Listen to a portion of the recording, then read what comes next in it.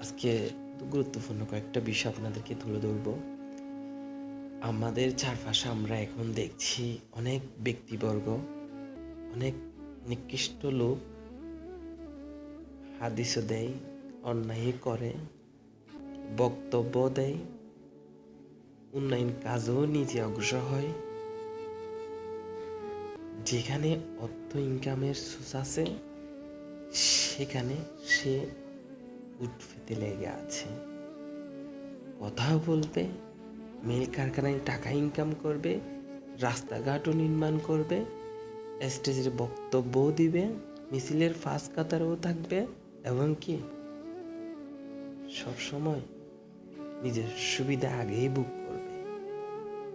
কিছু নিকৃষ্ট দালাল, কিছু নিকৃষ্ট নেতা, কিছু নিকৃষ্ট মুনাফিক গাদ্দার নেতা কর্মীদেরকে অর্থহীন, অসহায় রেখে তারা নিজেদের পেট ভরাচ্ছে।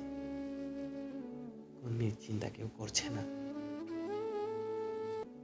আমাদের চারপাশে আমরা অনেককে দেখছি, তারা নিজেদের পেট ভারী করছে, অবহেলা করে নিজের ইনকাম সোর্স নিজেই করছে, নিজের পকেট ভারী করছে। কর্মীর খবর কেউ রাখে না। দিন শেষে কর্মীরা সবসময় অবহেলিত হয়।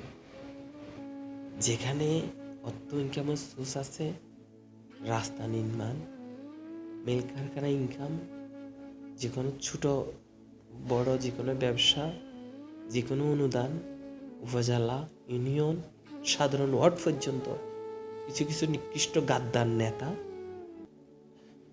আধিপত্য বিস্তার করে নিজেদের পকেট ভারী করছে। এরকম যদি চলতে থাকে, আমি মনে করি বাংলাদেশের ভবিষ্যৎ অনেক কঠিন।